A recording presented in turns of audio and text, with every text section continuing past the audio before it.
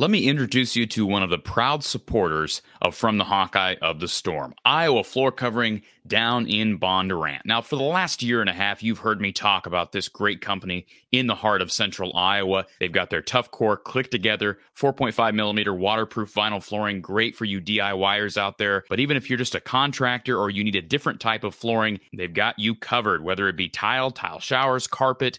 Give Iowa Floor Covering a chance to serve you better and serve your flooring needs.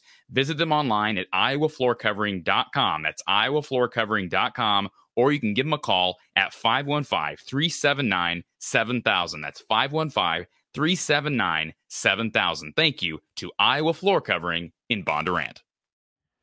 Pleased to be joined by a good friend of mine, Coach Gary Close from the great state of Wisconsin, and it's always way too long of a wait when we have to go a whole off season without seeing your beautiful face, Gary. So welcome back. It's always a sign that we've got basketball back. So that's a positive thing. Although Iowa fans have been watching basketball nonstop with the Indiana fever. That's true. It's been a different thing. I guess let's lead off this conversation. We lead off every Hawkeye conversation with Caitlin Clark. Gary, how much fever WNBA basketball did you watch in the offseason? I watched a fair amount. And it was interesting to see how their ratings plummeted once the fever got knocked out. I'll be curious to see who they hire as their new head coach. Maybe it'll be Lisa Bluter. Yeah, I haven't talked about that on the air, but they part ways with their coach, and now rumors of who is next in line. But yeah, it's going to be an interesting offseason. Finally, Caitlin gets a break. I mean, she's been playing nonstop. Yes. With the exception being the Olympic break. So we are, of course, here to preview Iowa men's basketball, the season approaching, and it's an interesting race with 4 new teams added to the conference. But at the same time, Gary, you and I were kind of small chatting here before we hit the record button, and this conference might be more open than it has been in past years. You've got a lot of loss from the boys up top in Purdue. I think you've got some talented rosters, I'm sure, from out west that are joining the conference, and it's obviously just a bigger conference. But the Big Ten is up for grabs, and I think that's highlighted by some of the preseason award picks, if you will. So, sure. Gary, I mean, you've been in touch with this conference for many, many years. Just your thoughts on the expanded Big Ten this season. Yeah, it's kind of weird. You know, it'll take a little adjustment. I actually started my coach career in the Pac-12, and I was sorry to see the league just kind of disintegrate. It was such a great league, and so 4 of those teams are coming into the Big Ten. I've obviously been to all 4 of those places. I think they're going to be in for a tough haul. That traveling back and forth, I think you see it with the football. That's significant. And but it'll add some spice. I don't think there's any question. I think the league is wide open. I haven't studied it carefully, but in the past there were some teams that were clearly dominant teams that were ranked in the top 5. I don't know if the Big Ten's got a team ranked even in the top 10. So I think it's pretty even, and which will make for I think, an exciting season. And Iowa's 3 double play teams this year: Nebraska, Northwestern, and Wisconsin. So I don't know how much, without studying every other schedule in the conference, I don't know how much that's consistent throughout the league, but it looks like the Big Ten's trying to create a scenario where the double plays are local teams. Local, yeah, I think so. And there could be some advantages there, obviously, in the quality of teams you're playing when you're only playing those teams twice. So, yeah, it's going to be interesting. I'm curious myself to see how it all pans out. But like you said, it's good to see basketball coming back. Absolutely. Let's talk a little bit about Iowa because, of course, this team, exhibition's now behind them. They played a very good Division II team in Minnesota, Duluth. The head coach that's got strong Iowa ties. It was good to see him back in the building, and I saw some photos after the exhibition of the team being addressed by a guy you think very highly of, in John Streif, and good feels going away from that game for the Hawkeye family at large. But I think in general, pretty good performance from Iowa. Hard to judge a team in the exhibition in the preseason. And I'm curious I guess what I want to start with, Gary, is during my little post game that I ran after the game, I basically said, it felt like Fran was coaching in a regular season game. His bench made some mistakes. He pulled them, didn't really go to his guys deep on the bench. I mean, even a guy in Chris Taggio, who I don't believe is hurt. He's a freshman, never even saw the court. Sounds like he's going to redshirt, but he could have played in the exhibition. I'm curious to get your take on how you and Coach Ryan and Coach Tom Davis, when you guys coached in exhibition games, did you treat those like any other game, or did you kind of look at that as an opportunity to do some different things? No, for the most part, I think we treat it as a game because you don't have very many of them. And so it's a little bit different when it's a game-like situation with refs and fans and the whole deal. It's especially when you have a young team. They had several players that have never played a college game before. So that's different, and it's different than practice. And so, with the limited numbers, I think we treated it a lot like a game, and so I think Fran's right in doing that, especially with the new faces he's got. That he's got to see what he has and kind of try to develop a bench and see where his starters are at. So I get it. Biggest takeaways, I think, offensively from that game, and you and I chatted about it again before this show. The big three, if we're going to call them that, Owen Freeman, Peyton Sandfort, and Josh Dix. And boy, let me just say this, Josh Dix was phenomenal. We didn't have a player of the game, but man, that guy was efficient. We've seen flashes of that. Like he is we've talked about his shooting stroke, very efficient guy, doesn't take a lot of shots, doesn't force shots, doesn't hunt shots. But he ended up against Minnesota Duluth 9 of 12 from the field, 2 of 4 from 3 with 22 points, 3 assists, and 0 turnovers. And he may be called upon, Gary, to run some point, because we'll see if it was just a one-off. I was not real impressed with either point guard. Sounds like they've really liked what they've seen from both guys, especially Brock in the preseason. But to just talk a little bit about Josh Dix, because he could be first, second team All Big Ten in a year or two. He's a player, and I think he's getting more and more healthy from that broken leg, and playing with a lot more confidence. And I liked him last year, and he played a fair amount of point last year at times. So I think they would feel very comfortable playing him there if they had to. A lot will depend upon how the other two guys develop. But those three guys are pretty good. There are not many teams in the league that three guys like that. I think the big thing will be who develops after them to give them obviously the finishing of their starting lineup, but then depth in case people get hurt or foul trouble or what have you. So, and they play pretty fast, so they need bodies. So I think that's going to be a key part is how their bench, how your young guys develop as the season goes on. But those three guys, you got to feel pretty good about. When you say that there's not many teams in this conference probably that have three guys like that offensively, without looking at the entire Big Ten, I know the complexion of the conference is different with the 18 teams, but do you think that nucleus of three guys is good enough to potentially lead you to a Big Ten title? Too early to say? Well, probably too early. I mean, you're going to have to get, you're going to have to get some help, because they'll be nice when one of them or two of them are off. They'll be nice somebody get, Owen had problems with foul trouble last year. Hopefully a year older, that won't be as much of a case. And, and those three will get, the top defenders on the other team. So they're going to need some other guys to step up at times. So that'll be something to watch as the season goes on. Yeah, that was one thing I said after the game on Friday. Owen struggled with foul trouble, like you said, last year. If he struggles with foul trouble this year without Ben Krikke, who do you go to? Is it Logi playing the 5? We saw Evan Bronze get minutes early. And with all due respect to Evan Bronze, I don't know that you want to be riding him for a ton of minutes. And with how Fran does his 2 foul thing in the first half, they're probably going to have times, even if Owen cleans that up, there's going to be games where they're going to need a backup 5. And teams will attack him just for that reason. Yeah. And he had a propensity of leaving his feet, right? Yep. And throwing those arms down. Yep. Logi's got to be able to play better inside. I think that's one thing I came away from Friday saying. He loves to play outside and jack shots, but he put on, I think Jess said something like 10 to 15 pounds during the offseason. Okay. Use that weight, right? Yeah. Oh, yeah, definitely.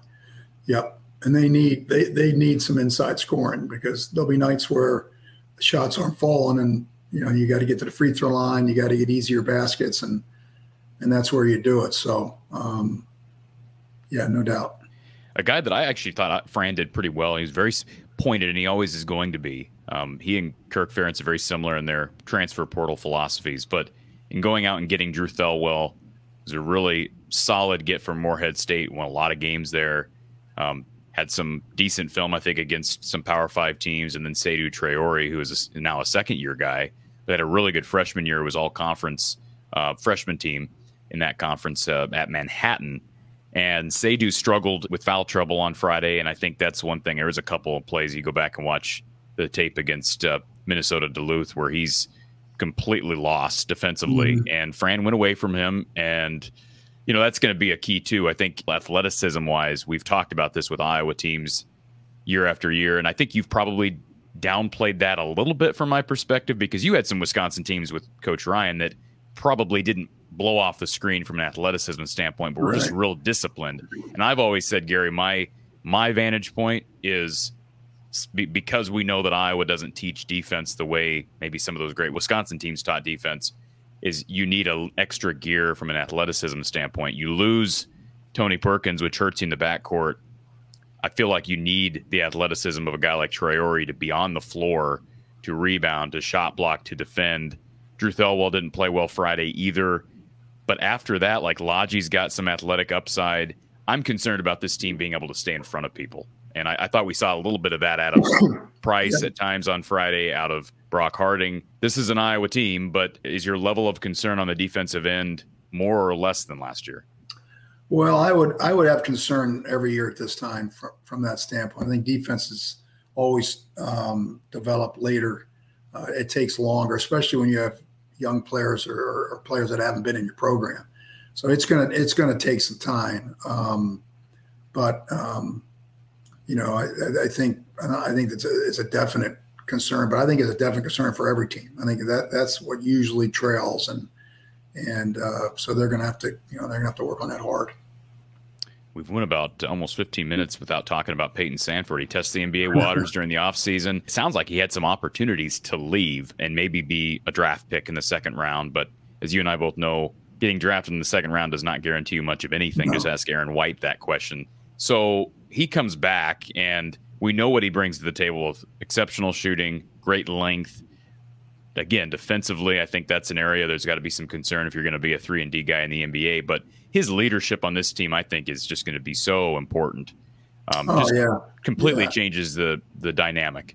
Yeah, he's played a lot of basketball, and a lot of winning basketball, and no doubt. I mean, he's probably his experience as good as any player in the league. I mean, there might be some other players that are projected to be drafted higher and things like that, just based on athleticism or whatever. But in terms of a solid Big Ten player, he's very, very good, and I'm sure that Steph was thrilled he came back, and it's good for him. He's got another year to develop and work on some things and put himself in an even better position to it's one thing to get drafted, it's another thing to stick, and that's what you want to do. And he's got a chance, so he's got to just keep working on his game.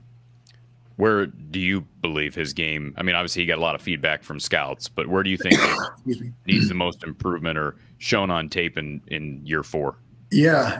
I think the defense for sure. I think the ability to do some things off of the dribble, to get to the free throw line, things like that. He's a proven shooter. I mean, you can always improve on that, but being more of a versatile offensive player, get to the free throw line more, attack more. They're going to take his 3-point away. I think that's probably going to be at the top of the scouting report. So his ability to create for himself and others and make good decisions will be important. Straight from the man cave, Kinnick Under the Kitchen. Authentic, original player artwork is being drawn up for Hawkeye fans everywhere. Locally made prints of stars wearing the black and gold from the past, present, and future. How about current Hawkeye superstars Cooper DeJean and Torrey Taylor? Legends of the past like Jack Campbell, Spencer Lee, and Tim Dwight. Plus future phenoms like Aaron Graves. There are so many options available. They make great gifts, and your purchase benefits the Hawkeye athletes wearing the black and gold. Visit Under the Kitchen on Facebook or at Under the Kitchen's new website. That's underthekitchen.square.site. Again, that's underthekitchen.square.site. Check out Under the Kitchen today and get your authentic, original Hawkeye print. Let's talk a little bit about Cooper Koch. This is a very fascinating roster for you. One of the things that when you and I first started collaborating on this show, you know, your son Sam was a part of the team as a manager and very heavily involved with Iowa basketball. Now he's moved on and into his secular career, but now you've got these ties to former players. You've got Carter Kingsbury and you've got Cooper Koch and you've got Jess Settles calling games. It almost feels like the Tom Davis era hasn't ended, right? Like in a sense, all these guys are still around the program. And in a sense, I think it's refreshing to see Fran having embraced this. But at the same time, you know, these guys can play. Like Cooper, he looked like maybe the sixth man. Jess even made a comment, and I don't know if this is just Jess being a big homer, but he made a comment that don't be surprised if Cooper ends up starting by the time we hit January. Now, I don't know if that's jumping the gun, but boy, Fran got him in there early on Friday, and he seems really like a true freshman. He looks good. He looked confident. He drilled that 1-3, got quick release, and it looked a lot better than his dad's ever was. JR is a pretty good shooter, but yeah, I guess it shows you getting up in years a little bit when your former players or sons are playing and things like that. But it's cool that they're, you know, back at Iowa. I know JR's got to be thrilled, and it's pretty neat. So that'll be fun to watch. I did joke around with you during the game on Friday about, you know, Jess just being a huge Hawkeye homer, but it does say something, doesn't it, Gary, that people like Jess and JR and these former Hawkeyes that played for you and for Dr. Tom and for that matter, Patty and Mike Street and how attached to the program they've been for years, that it is a life course for these Hawkeyes. Like they love the University of Iowa. What does that say about Dr. Tom and just the family that was there? John Streif, somebody I mentioned to you before we went on the air. I mean, what does that say? Yeah. Well, I think Iowa's strength has always been the people that are, you know, that are a part of the program, whether it's John Streif or Coach Davis or, you know, they're just people that care. And it says that they had a wonderful time. And, you know, they wouldn't send their kid back there if they didn't, or they wouldn't return if they didn't. So it's, you know, Fran has continued that. I think Fran's been great with former players. And I've always felt well received when I've wanted to go back, and that's important. That keeps the tradition going, and he deserves a lot of credit for that. And it's fun to see, and for former players to take pride in their program and want their kids to play for the program that they played in. So hopefully more of that'll continue. I know we're kind of jumping all over the place, but because we're talking about Fran and kind of how he's embraced Iowa, I mean, he's been here for well over a decade now, and we're coming up on a decade and a half, right? I guess we are right at about a decade and a half now. So 15 years in the program. His first two sons have both moved through the program. We got Pat McCaffrey playing now at Butler. You've got his youngest now, Jack, who's committed to play at Butler in a year. You have Connor McCaffrey, who is coaching at Butler and is also dating somebody who's pretty popular in the Indianapolis area. It sounds like Merritt is also at Iowa for the time being. I thought that was mentioned during the broadcast on Friday. But after next year, with Jack having graduated high school, everybody will be in Indiana. So there's a natural wonder from Iowa fans, will this be Fran's last year at Iowa? I don't know that you want to speculate on this, but I mean, what are your thoughts on Patrick transferring? I don't think we've discussed this since he made that decision, and then just Jack's decision to go to Butler.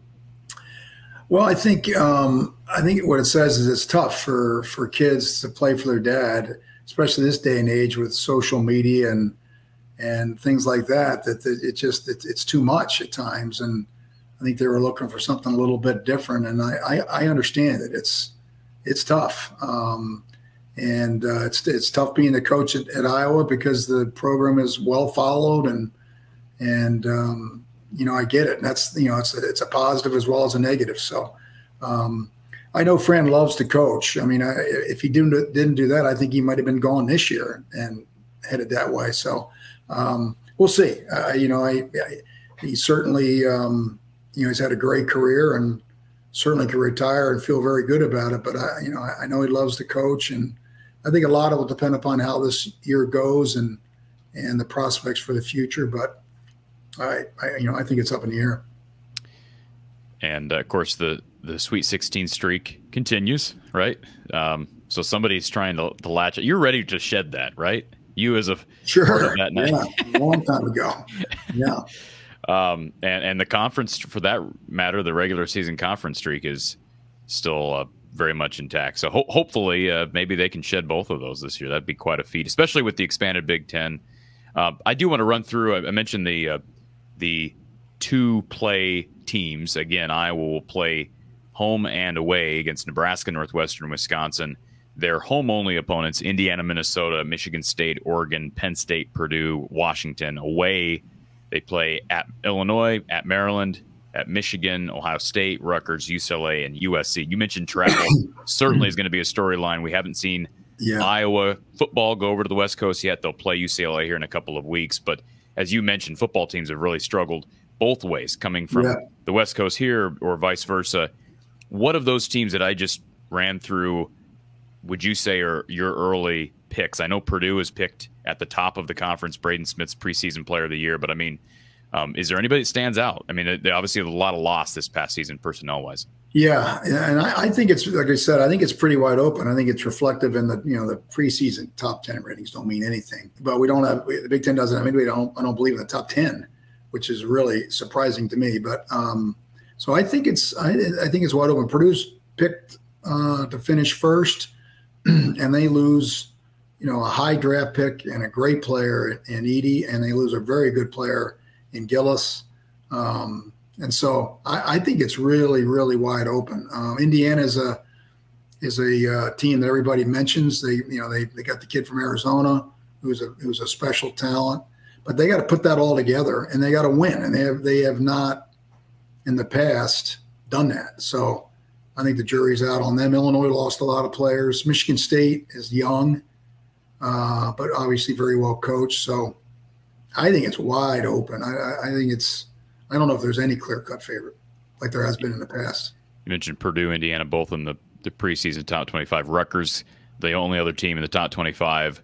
Now, if you go to 26, you got let's see, Illinois 26, and then just a few spots down, Michigan State receiving votes, Ohio State, Michigan, Oregon's on that list, Wisconsin's on the list, Maryland's on the list. Right. One of the teams that's missing would be Iowa. Now, I don't, without knowing in depth all these other teams, and these preseason polls are just what preseason polls are, but Iowa's flying under the radar, very much so. I mean, and I don't know if some of that is, and maybe I'm totally off on this, but you wonder almost if there has been a seismic shift as it relates to how Iowa basketball is perceived, because the women's program has taken the country by storm, and there's still a lot of leftover, retention as it relates to attention there, and they sold out Carver Hawkeye Arena for this season once again, even without Caitlin Clark. But I almost feel like with not having the attention, but having the leadership of Peyton Sanford and a budding Owen Freeman, they got a chance to surprise some people and play footloose and fancy free. From a coaching standpoint, this is where you got to want to be, right? You don't want to be preseason ranked and receiving a lot of national attention, do you? Well, I think it varies, and I think at times if you put in the work and you I mean, it's like you said, you can't get too wrapped up in it because it can change in a hurry. I mean, you see highly ranked teams blow a few and then all of a sudden they're out of the rankings and vice versa. So I'm a little surprised, they get no votes, but, it's probably, reflective of what they lost and having not made the tournament last year. I think that's probably got something to do with it. But no, I think you say, look, that's what people think of us. Now we got to prove them wrong, and that's not all bad. I want to take a quick moment to thank our sponsor, Lance Shuttler of Ascent Nutrition, and I'm pleased to be joined briefly here by Lance Shuttler himself, a good friend of mine. And Lance, I know I've talked about you for here the last couple of years as you've been a part of this network. Thank you for being a loyal part of this show. But for people that don't know you, I want to take a quick moment to kind of introduce you and your background. You graduated from Iowa, you grew up in the state, and you're a huge Hawkeye fan. So my first question I want to ask you is, during your time as a student and as a Hawkeye fan, do you have like a top 3 moments in Hawkeye history that you can share with our listeners? Yeah, great question, Corey. And thank you as well. We're happy to be associated with you and your brand and everything that you do for Hawkeyes and Hawkeye sports. I appreciate it, and your friendship too. So thank you. So, the top three games, Corey, I know everyone's going to remember these. So 2009, I'll go 3-2-1. So number three, 2009, Iowa versus Indiana. Everyone remembers how we were down. Indiana was about to score and really put the nail in the coffin. And then Tyler Sash had that miracle interception, turned the whole game around. I was sitting in the student section, close to the end zone there, and had a great view of it, and just truly wild. That was a Mark Jones ESPN call, a pinball interception for Tyler Sash, and we certainly miss Tyler Sash. Give us your number two. So number two, it's that same year, earlier in the year, which was Northern Iowa. So obviously, you had said prior to this, Iowa had no business even being behind in that game. And, Northern Iowa kept it close, had a chance late. Obviously, the first field goal blocked, but then you and I recovered. They get a second chance. I was sitting right behind the goalpost, probably 40 rows up or so. So like perfect view for it. And, just I remember thinking there's no way that they're going to be able to block this again. Like, how are they going to do this? And I know everyone was thinking the same thing. Blocked it. Everyone went wild in the student section. The whole stadium, just unbelievable. But just the thrill of that was really a wonderful memory. And I had a lot of good friends that I've been to games with, and they were there with me for that one too. Lesson learned there. Pick up the ball. If you block the field goal, just pick it up. You don't have to put your hands up and run away from the ball. So, anyways, lesson learned for that Iowa special teams unit. And then number one. The year before, 2008, Penn State, when they were number three, undefeated, coming into Iowa City. Sean Green had a monster year that year, and Iowa wins it late. They basically had to drive the field, get into field goal range.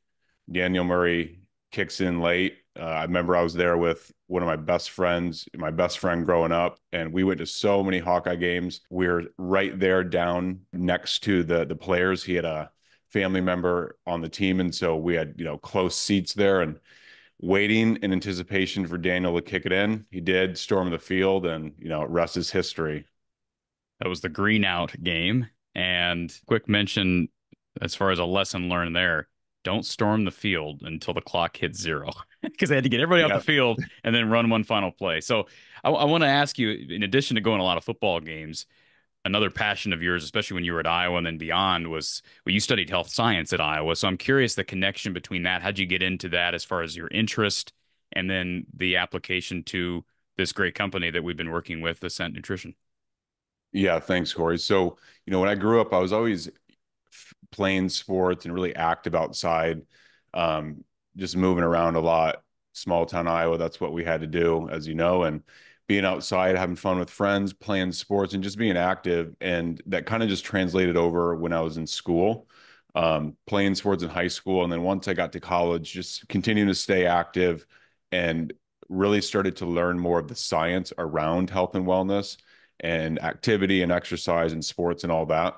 So it's just kind of a natural fit. And then when I started learning more about health and wellness at school there and outside of school, just started to see that a lot of these natural solutions need to get out there more to people, and that they really can help people.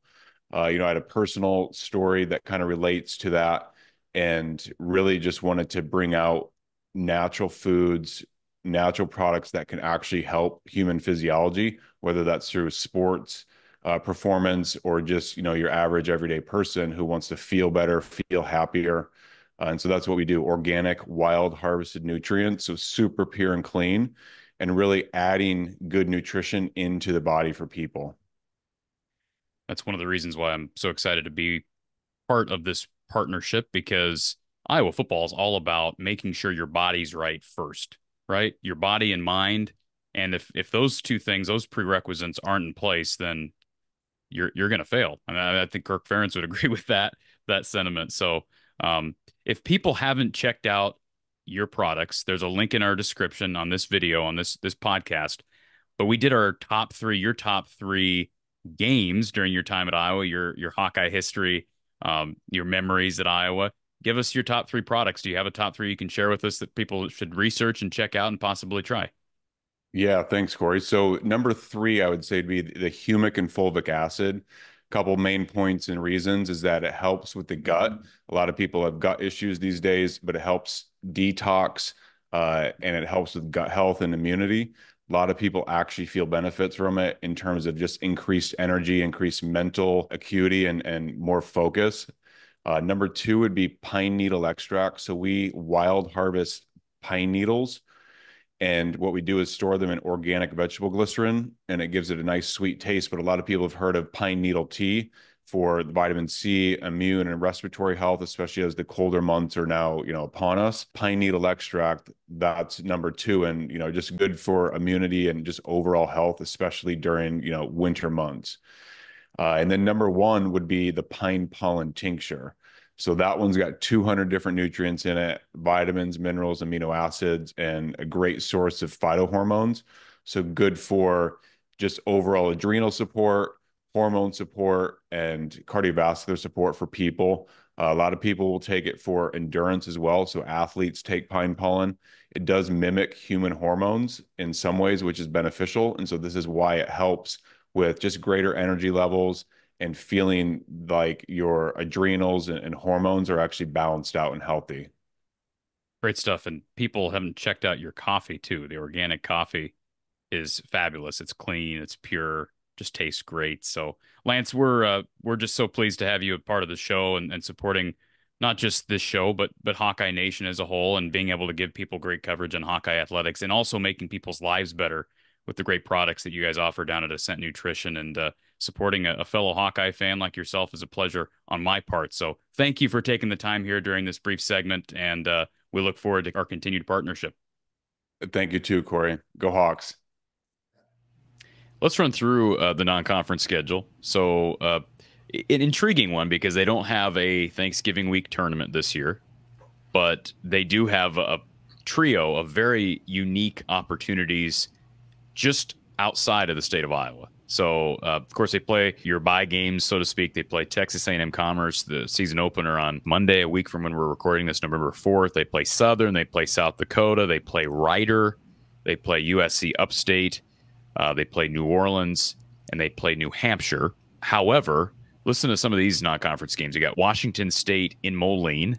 You got Utah State down at the Hall of Fame Classic in Kansas City. And they play Utah up in Sioux Falls at the Sanford Pentagon. It's just a unique trio of games. Yeah, I know it played at Creighton last year, but it gives Iowa fans and Iowa fans that are kind of in different parts of the state and surrounding areas an opportunity to go see Iowa. And I don't believe Iowa's played. I should have this up, but I don't. They played. Did you guys play at Moline at one point? We played an NIT game in Moline. Okay. This is not an every year thing. So how cool is it to see them go to the Quad Cities? Yeah, that will be cool. It's a nice arena, and that'll be a nice deal. And they're not playing, Texas A&M, Corpus Christi. They're playing some decent teams. Yeah, all those teams are solid teams that are well coached and have got some talent. It could beat you if you don't play well. Now, the most difficult game on the non-conference schedule, without question, comes in Iowa, in Ames, in Iowa City, against the team from Ames in Iowa State. This is a team preseason ranked in the top 10. A lot of people have them as a Final Four contender this season, and rightfully so. They bring a lot back. I guess we'd be remiss if we didn't talk about the Cyclones, in-state foes. Just your thoughts on Iowa State and their TJ Otzelberger has done a slam dunk job since he's taken over the program. No question. I mean, it's they're fun to watch. They play hard. They've got some talent. They're definitely a team to watch. They should have high aspirations, and we'll see if they can. As we talked about, sometimes it's interesting how teams play when they're highly thought of, and do they keep they keep grinding and keep improving, and don't feel like they've arrived and things like that. I don't think you'll let them do that, but you're always susceptible to that. But no, they're one of the country's best, and that will be a fun game to go to. Somebody the other night in the post-game show brought up Iowa having 13 guys, according to Fran McCaffrey, that he's comfortable with playing. Now, he says that every year. I feel like it's just wash, rinse, repeat, and that's fine. They're not going to play 13 guys, and that was clear from the exhibition. They have 13 guys on scholarship, and based on what we saw during the exhibition, Gary, Chris Taggio didn't play. Riley Mulvey played 1 minute 45 seconds. Carter Kingsbury played 1 minute 45 seconds. Evan Bronze got in early, but ended up only playing 8 minutes 43 seconds. So it looks like Iowa is probably in a position where they end up playing 8 or 9 guys. And you and I have talked about rotation size in the past, but you don't want to have 13 guys you're filtering through. I guess you can survive in November or December that way, but don't you want to trim that down by the time you hit conference play? Yeah, because you know those guys need minutes to develop, especially if they're, you know, somebody like Cooper Koch needs minutes to develop. They can't go to somebody else that may or may not play. So, yeah, no, I think that'll be cut down. And Price looked real good late. I know you said you didn't catch the tail end of the exhibition game, but kind of struggled early. You know, again, don't want to read too much into an exhibition, but he ended up making a couple of threes. He was 3 of 4 from the field, 11 points. Actually drove it a couple times and drew a foul. I think, you know, Cooper looked early like maybe the 6th man, but I think Price, if he can, you know, he gained a lot of weight in the offseason as well. You talk about those top 3 and Josh Dix and Owen Freeman and Peyton, but if you can get Price, who's hitting threes, boy, this team just gets so dangerous, in my opinion. Yeah, I think both of them will play. Yeah. Yeah. Now, my other thing is, as it relates to concerns, I mentioned point guard. Who is the backup big? I mean, we talked about that a little bit with Lodgy, and you're the expert. You got to tell me. Well, I would love to be able to say it's Lodgy. I get nervous with a guy who's, you know, 6'9" and big, but doesn't like to bang down low. That's a little bit concerning to me. I would guess it's him until he proves otherwise. Evan likes to bang down low, and he's a bit of a liability on offense, I think, and he's probably the next in line. Gave them good and rebounding is a concern. This is a team that has not been great on the glass over the last couple of seasons. They struggled in the first half rebounding. That was they did. If there was a negative, that was one of them. That against a team that's not obviously overly big or athletic, certainly with what they're going to face, that's an area of concern, no doubt. Seydou Traore, the transfer from Manhattan, averaged over 8 rebounds as a freshman in that conference. How big is he? He's about 6'8", but they're not playing him at the 5. I was a little surprised by that with his ability to rebound, but you know, he's also a stretch guy. He likes to shoot, but very athletic. You just feel like they're going to have to play some small ball this season if Owen can't stay out of foul trouble, and that's got to be probably priority number 1. Is Owen has to stay out of foul trouble. Yeah, no doubt. Night in and night out. Huge. I think all 3 of those guys got to stay out of foul trouble, and the other 2 have been able to do it. Owen's the only one that's really had some concern over that. So hopefully a year older, a year smarter, he'll be able to avoid that. But as we mentioned, there'll be teams going after him just for that purpose alone. How normal was it for you guys to just swing and miss on players? Like, I know guys back then didn't transfer nearly to the degree as guys do now, but they seem to have swung and missed on Riley Mulvey. He seems like a great team guy, team first. He hasn't given any indication that he's unhappy here, but he's not sniffing the floor, and he's in his 4th year now. If they could have a guy with his size who could spell Owen some minutes, that'd be phenomenal. But it just doesn't seem like that's on course to happening. Did that happen a lot during your time as a coach? It happens, especially with big guys. Big guys are hard to project. There are a lot of cases they're trying to grow into their body, so to speak, and the physical part of the game. It's easy for them to dominate in high schools because they're so much bigger than everybody around them. It's hard to. That's probably one of the more difficult things to project big guys and how they're going to improve, and then you throw in the work ethic and things like that. Big guys are different, so it's not easy. One thing that I'm going to be intrigued to see this year with the departures of Tony Perkins, Patrick McCaffrey, Ben Krikke, how reliant is this team from 3? And the 2020-2021 season was the one I recalled after watching the exhibition game, where I'm like, they were so talented with guys that could just lay it in from everywhere, from Garza to Bohannon to Frederick to Wieskamp. They had guys everywhere that could shoot. Now, that team flamed out in the NCAA tournament, got beat by a really athletic Oregon team, and that'd be my biggest fear, not from a personnel perspective necessarily, individual personnel perspective, but from macro standpoint, their ability to match up when they're not shooting threes. Yeah. And But that's what Fran, I mean, he's going to defer to guys that can shoot, rein it in from anywhere. Is that a fear of yours that this team may become too reliant on? I think it's a fear of every coach. You know, if you rely on that, there are going to be days that they're just not dropping. And so to be a real good offensive team, you want to have some flexibility. You want to have the ability to get to the free throw line. You want to have the ability to get a big bucket when you've hit a drought. And a lot of times that's, taking the ball to the hoop and drawing a foul and all the benefits that come from that. So that's certainly something to watch. They've got to have some guys that can score inside, can attack, because in attacking, you create things for other people too. So it's hard to be a one-dimensional catch and shoot 3-point shooting team and not have some droughts. So, to be as good as they are capable of being, they're going to have to add that to the arsenal.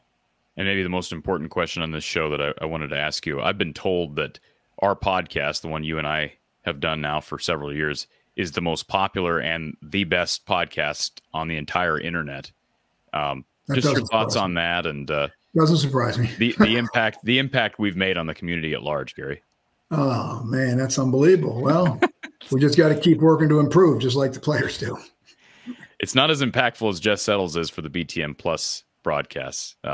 He does make those BTM. I'll tell you what, he makes those BTM Plus broadcasts. I know they have a lot of journalism students that are heavily involved with the team, but have Jess, a great Hawkeye at heart, and just a former great basketball player. How good is it to hear him on the BTM Plus broadcast? You always get kind of a chuckle when you hear his voice and know he's doing a game. And I have fun with him. He says something that's a little off, I'll text him right in the middle of the game. Why? I think I texted about it. Hadn't they turned the lights on at Carver Hawkeye yet? Must not be paying their bills. And don't be ragging on Super 8s. I mean, there's nothing wrong with a good Super 8. He seems to like to give you shout outs during the game. You notice that? He loves bringing up his coach Gary Close. Well, I had texted him a couple of times during the game, so that's probably what spurred it. If I hadn't done that, he probably wouldn't have. How neat was it to see he and JR and Kent together? It was fun. Yeah, it was fun. Yeah. It's just hard to believe they're that old and I'm that old that we're talking about their kids and they're announcing games. And I think Kent's now the president of the I Club, as I believe. Okay. So that's pretty cool, following his dad's steps. So yeah, it just shows you how much they love and appreciate the program. I know you had extra incentive to be in Iowa City when Sam was down here, but I'm assuming you'll make it to Carver. I hope so. This year. Yeah, I hope so. It's fun. It's fun coming back. So I know Sam will want to get down there. So hopefully there'll be some games that we can drive down and catch. One thing you and I have not done is golf, and I'm starting to think that you're afraid of getting beat. So but we're going to have to do that at some point. It's getting a little cold now. Well, being my age, I can move up to that front tee. I know. So that's a bit of an advantage that I need. I know. I golfed with Donnie and Coach Patterson, and he did the same thing. I don't think that's fair. You're former winningest coach in Western Illinois history, and you think you have some advantage because you're elderly. I mean older. Older. I don't want to say elderly. That's the wrong word. Yeah. Do you consider yourself elderly, Gary? I don't even think about it. Do you take the elderly discount when you go to? Like when they give you, do you take a senior discount? My daughter gave me a problem. We were driving, I think we were going to the grocery store, and there was a senior parking lot right there at the front. She said, take that. I said, no, I'm not taking that. I drove to the back and walked. I walked in. But they have a senior parking spot? Senior citizen parking spot. Okay. Which is nice. I mean, if somebody's really elderly, right, and they need to walk in, it's nice they have a short amount to go. So it's different than a handicap spot. It is different than a handicap. They got both handicap and senior citizen. Yep. Okay. We take care of our senior citizens up here in Wisconsin. Up in Wisconsin, yeah. Hey, how are the trees looking this time of year? Beautiful. This fall has been one of the most unbelievable falls. I mean, we've had no rain, which I guess in some cases is not good, but the leaves are beautiful. It's dry and sunny, and it's really been a beautiful fall. A lousy spring led to a really nice fall. Yeah, we had some friends that just took the day go up there every year just to see the trees.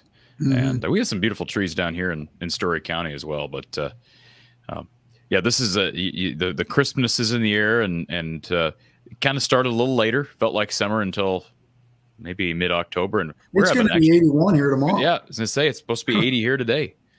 And that's crazy. Have you been out in the course at all? A little bit, not as much as I will have liked, but Sam and I have played a little bit, and I played with my daughter a little bit. So since she went off to college, it hasn't been quite as much. And we've done a little bit of, my wife and I have done a little bit of traveling. So that's cut into my golf a little bit. A little bit of traveling.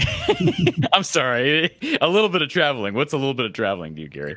Like, we actually, for our 25th anniversary, went to Europe and did a river cruise from Zurich, Switzerland, down the Rhine River to, or up the Rhine River to Amsterdam, which was a blast. It was, goodness, I'm in the wrong profession. I got to get into coaching and take all these trips to Europe. Got to save up. Sailing down the rivers. That's great. Well, it was fun. We appreciate you being here for the last 40 minutes, Gary. And this is going to be an interesting season. I think we can both agree on that, with the new Big Ten and a lot of guys leaving, and certainly led by Zach Edey, who had been a force in this conference, and he moves on. And, a lot of – There'll be a lot of coaches that are not going to miss having to prepare for that. Oh, my goodness. Jeez. Absolutely. What a handful. Do they have another big this year that is 7 foot I'm plus? sure they do, but I don't know who he is. I mean, they never don't have one. So and they do a great job developing them. That's why I think that's part of the reason why they're ranked where they are. Is their coaching has been proven. They know what they're doing, and they don't beat themselves, and I think that's one reason why they're ranked as high as they are. Preseason Big Ten, Big Ten Player of the Year is Braden Smith, who's listed at 6 foot. So, and then they do have Caleb First plays a lot. He's 6'10". I'm looking to see. So they have Daniel Jacobson, who is 7'4". Gary, that kid, I believe, is from Wisconsin. Daniel Jacobson. Let me see where he's from. He's from. I'm seeing Chicago. I think he moved from Wisconsin down there. I'm pretty sure that kid at one time was from Wisconsin, but I could be wrong. Okay. Well, there you go. There's their next Edey. If he's 7'4". Oh, you're right. Here's what I'm saying. You could be right on that. It says that Jacobson committed to the Boilermakers, turning down offers from Wisconsin Creighton. Iowa offered him as well. I did not realize that. Interesting. I think he's from Wisconsin originally. Okay. They do have another guy, Will Burge, who's from Sweden, who's 7'2". There you go. They got two of them. And let's see here. They've got a kid who's 6'11". And they got the other good guard, Smith, right? Yep. Lawyer. Yeah, I was going to say lawyer in addition to Braden Smith. And they got Caleb First, who's 6'10". So, yeah, they're going to be good. I mean, I think we can admit they're going to be good. And they hardly ever lose at home. So, that's not a bad way to start. Why don't they seem to miss on big guys? Why is it that Painter just? I'm sure they have. I'm sure they have, but why do they always have somebody who's 7 foot plus, who's good?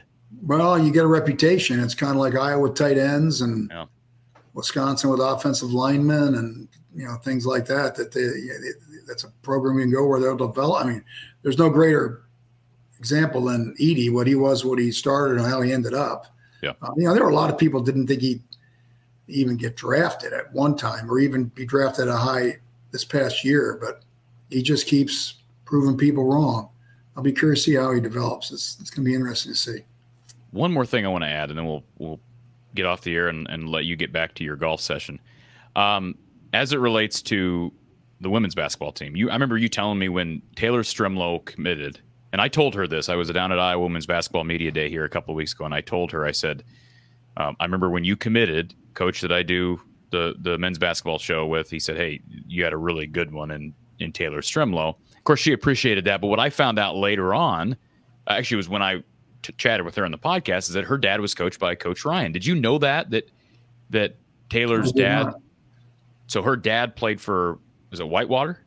Platteville. And so he was coached by Bo Ryan at Platteville. Who just got inducted into the Hall of Fame. Bo Ryan did. Yeah. That was a great honor. Yeah. Congratulations to him. No, that's cool connections across the board. How about this? Tom Davis is not even in the Iowa Hall of Fame. Why? I find that absolutely mind-boggling. Why? I don't know. Yeah. Well, there's lots of things that are weird, and that's one of them. To me, that's crazy. Yeah. But anyway, when we were talking Hall of Fames, and I found that out. That can't be correct. But I guess it is. And Leah Guyton's dad is AJ Guyton, a guy we'll have to talk about him at some point. Yeah, he called. Oh man, he was a good player. Yeah, she plays at Iowa. She's a freshman as well. And they have another girl from Wisconsin, Tegan Mullaney. Phenomenal player. Also a really, really good player. Yes. I think his mom played college basketball. I'm sure. Okay. Maybe her dad too. But anyway, she's very, very talented. I believe both of Taylor's parents. I know both of Taylor's parents played college basketball. Definitely. And Aaliyah's dad, AJ, and then her mom was a professional Brazilian player. So there's a lot of great athletic bloodlines. They got some good young. They had a real good recruiting class. They absolutely did. And then Callie Levine from Solon's a great freshman as well. Not to mention the girl from Oregon, Ava Hayden. So that'll be fun. Got to get AJ Guyton on this show. That'd be cool. So let's reach out to him here in the next couple weeks. Very good player. And played for a great coach. So yes, he did. Gary, I appreciate the time, sir. And we hope that you'll be able to be on some post games when you're not. I would like to do it when you're not on your many excursions and you're not traveling the world. And I got to get around a little bit, but when I'm available, I'll be on for sure. When you're sailing the 7 seas, when you're not sailing the 7 seas, we'll get you on the show. So yeah. Anyways, we'll get some former Hawkeyes on here as well. I know JR Koch chatted with JR, and he wants to get on some post games. Yeah, I'd like to do that too. That makes it a lot more fun. So I might reach out to a few of them and just give them a heads up that season's around the corner, and would they be interested in doing it?